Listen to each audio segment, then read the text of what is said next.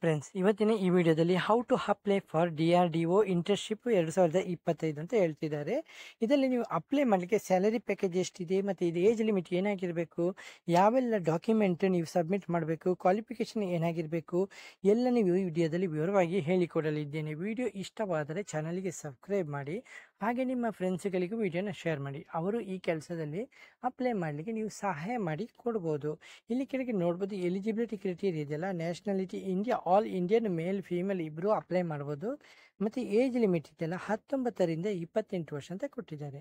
ಮತ್ತು education qualification ಇದೆಯಲ್ಲ, BE, BTech, BSc, physics, ಹೀಗೆ ತುಂಬ ME, MTech, ಹೀಗೆ ಎಲ್ಲ ಡೀಟೇಲ್ಸ್ ಆಗಿ ನೀವು ನೋಡ್ಬೋದು.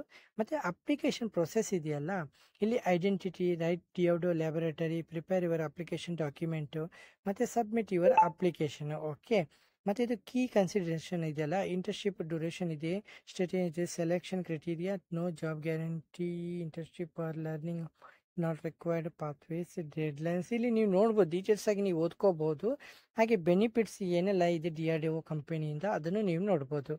ಓಕೆ, ಹಾಗೆ ಪ್ರೋ ಟಿಪ್ಸ್ ಮತ್ತು ಸಕ್ಸಸ್ ಇದೆಯಲ್ಲ, tailor your application, highlight project, apply early, follow up, ಮತ್ತು ಇಲ್ಲಿ ಕೆಳಗಡೆ ಕನ್ಕ್ಲೂಷನ್ ಅಂತ ಇದೆಯಲ್ಲ, ಇಲ್ಲಿ ನೀವು ಬಂದು ಟರ್ಮ್ಸ್ ಆ್ಯಂಡ್ ಕಂಡೀಷನ್ ಎಲ್ಲನೂ ಓದ್ಕೊಂಡ್ಮೇಲೆ ನೀವು ಕೆಲಸಕ್ಕೆ ಅಪ್ಲೈ ಮಾಡಬೇಕು. ಹಾಗೆ ನಿಮಗೆ ಹೆಚ್ಚಿನ ಮಾಹಿತಿ ಬೇಕಾದರೆ ಕಮೆಂಟ್ ಬಾಕ್ಸಲ್ಲಿ ಬಂದು ನನಗೆ ಕಮೆಂಟ್ ಮಾಡ್ಬೋದು, ನಾನು ನಿಮಗೆ ಆನ್ಸರ್ ಮಾಡ್ತೇನೆ. ನೆಕ್ಸ್ಟ್ ವಿಡಿಯೋದಲ್ಲಿ ಸಿಗುತ್ತೇನೆ ಫ್ರೆಂಡ್ಸ್. ಅಷ್ಟವರೆಗೆ ಜೈ ಹಿಂದ್, ಜೈ ಕರ್ನಾಟಕ, ಜೈ ಭಾರತ್.